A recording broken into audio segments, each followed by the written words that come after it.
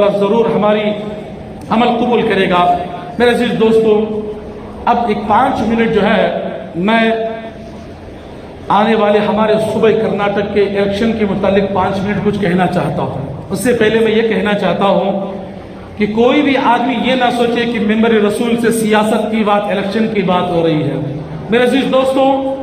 میں یہاں پر کھڑے ہو کر کے الیکشن کی بات نہیں بلکہ ہمارے دین، ہمارے اسلام اور ہمارے امن کی حفاظت کی بات کر رہا ہوں۔ میں یہاں سے ایک پیغام سارے ان لوگوں کو دینا چاہ رہا ہوں جو ہمارے کرناٹک میں سنیں گے انشاءاللہ۔ میرے عزیز دوستو، کچھ دنوں میں ہمارے صوبہ کرناٹک میں الیکشن کے حالات ہیں، الیکشن ہونے والے ہیں۔ تو ایسی صورت میں عام مسلمانوں کو، تمام مسلمانوں کو، چاہے وہ مرد ہو چاہے وہ خواتین ہو، اس کے لیے کیا کرنا ہے؟ دیکھیے، میں یہاں پر جائز ناجائز کی بات نہیں کر رہا ہوں، یہاں پر میں یہ بات کہنا چاہ رہا ہوں کہ ہم مسلمان کیسے ہمارے دین کی حفاظت کریں، ہم اپنے اسلام کی کیسے حفاظت کریں، ہم اپنے بچیوں کے آبرو کی کیسے حفاظت کریں، ہم اپنے آنے والے بچوں کی نسل کی کیسے حفاظت کریں، ہم اپنے گھروں کی کیسے حفاظت کریں، باہر نکلنے والی کالج اور اسکول کو جانے والی بچیوں کی ہم کیسے حفاظت کریں، ہمارے نوجوان جو باہر جاتے ہیں اور گھر آنے تک ہمارے بچوں کی کیسی حفاظت کرے، ہمارا جو کاروبار چل رہا ہے اس کی ہم کیسے حفاظت کرے، اس پر میں بات کرنا چاہ رہا ہوں۔ میرے عزیز دوستوں، الیکشن آنے والا ہے اور الیکشن کا جو اہم حصہ ہوتا ہے وہ ہوتا ہے ووٹ۔ میرے عزیز دوستوں، ایک بات ہمیشہ یاد رکھیں، سعودی عرب کے ایک بہت بڑے امام شیخ عبد الرحمن الناصر الشعبی رحمہ اللہ علیہ، جو شیخ بن باز، شیخ العثیمین کے استاد ہیں، انہوں نے سورہ ہود کی تفسیر کہتے ہوئے انہوں نے اپنی کتاب میں تفسیر میں لکھا ہے کہ جہاں جمہوریت کا ملک ہے، سیکولرزم ہے، جہاں جمہوریت کا ملک ہے تو وہاں مسلمان یا عام مسلمانوں کو، عام لوگوں کو چاہیے کہ جمہوریت کو باقی رکھنے کے لیے کام کرتے رہے، سیکولرزم کو باقی رکھنے کے لیے کام کرتے رہے۔ میرے عزیز دوستو، ایک آپ کا ووٹ، آپ کا ایک ووٹ جو ہے، آپ ووٹ دے رہے ہیں، آپ اس لیے نہ دیں کہ ہمارے محلے میں جو ہے فلاں جیتنے والا ہے یا ہمارے گلی میں فلاں نہیں، اس لیے آپ ووٹ دیں کہ اس کے ذریعے میں اپنے دین کی حفاظت کرنا چاہتا ہوں، میں اس کے ذریعے جو ہے میں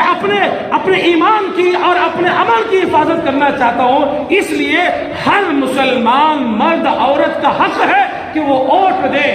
اور ووٹ ایک بڑا پاور ہے،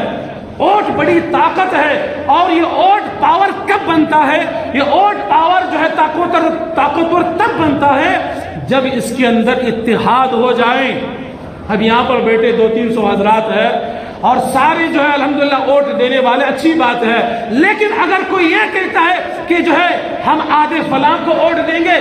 آدھے فلاں کو ووٹ دیں گے، تو یہ ووٹ کا جو اتحاد ختم ہو جاتا ہے۔ یہاں مسلمان کو اتحاد قائم رکھنے کی ضرورت ہے۔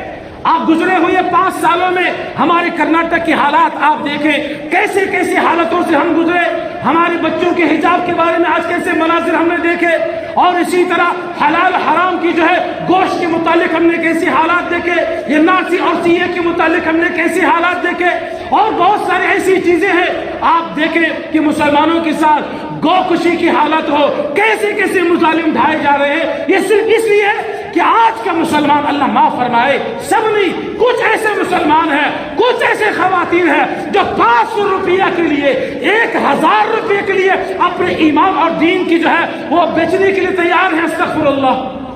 سمجھنے کی بات ہے، غور کرنے کی بات ہے۔ وہی جو آج تمہارے پاس ایک انسان بھیک مانگتے ہوئے آتا ہے کہ آپ ہمیں مجھے ووٹ دو، چاہے وہ مسلمان ہو غیر مسلم ہو، ووٹ مانگنے کے لیے بھیک تو مانگتے ہیں، لیکن بعد میں ہمارے ساتھ کیا حالات ہوتے ہیں ہم میں سے ہر کوئی جانتا ہے۔ میں یہاں پر محبت کے ساتھ، بڑے ادب کے ساتھ یہ کہنا چاہتا ہوں کہ اللہ کی خاطر ووٹ کو ضائع نہ کرے، ووٹ کو ضائع نہ کرے۔ کیسے کیسے حالات سے ہم گزر رہے ہیں، اور آنے والے جو ہے اگر ہم اپنے بچوں کو حجاب کا مسئلہ ہو، مسلمانوں کو جو ہے 4% ریزرویشن کا مسئلہ ہو، یہ ساری جو ہماری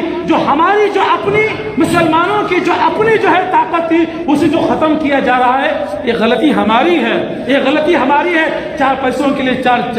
4 لوگ فلاں جگہ چلے گئے، 4 پیسوں کے لیے 4 لوگ فلاں جگہ چلے گئے، اور آخر میں یہ ہوا کہ سامنے والا جو ہے جیت کر کے آ گیا، اور مسلمانوں کے جو کھلم کھلا اعلان کرتا ہے میں یہاں پر کسی کو برا، کسی کو اچھا، کسی کو غلط، کسی کو برا میں یہ نہیں کہنا چاہتا، ہمارے بھائیوں سے بس میرا اتنا کہنا ہے کہ ووٹ دیں،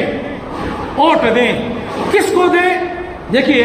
ایک ہوتا ہے بڑا نقصان دینے والا، ایک ہوتا ہے چھوٹا نقصان دینے والا۔ شریعت کیا کہتی ہے؟ اگر تمہارے سامنے بڑا نقصان ہے، چھوٹا نقصان ہے، بہتر ہے،